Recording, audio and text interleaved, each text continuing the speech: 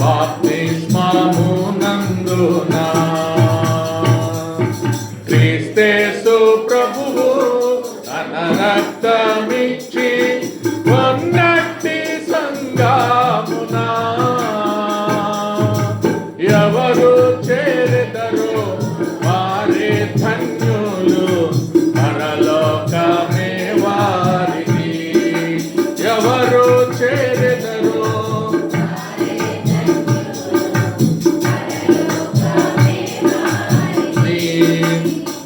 అపోస్తలుల బోధను నమ్మి స్థిరపరచబడిన వారే,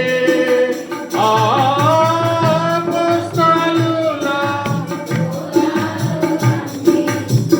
పరచబడిన వారే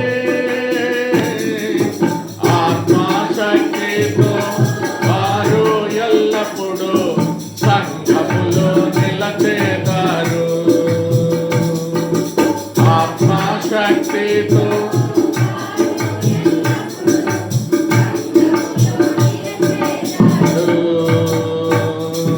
క్రీస్తేసు ప్రభువు తన రక్తమిచ్చి కొన్నట్టి సంగమున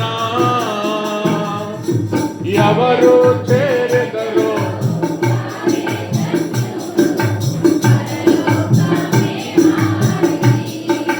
ఎవరు చేరెదరో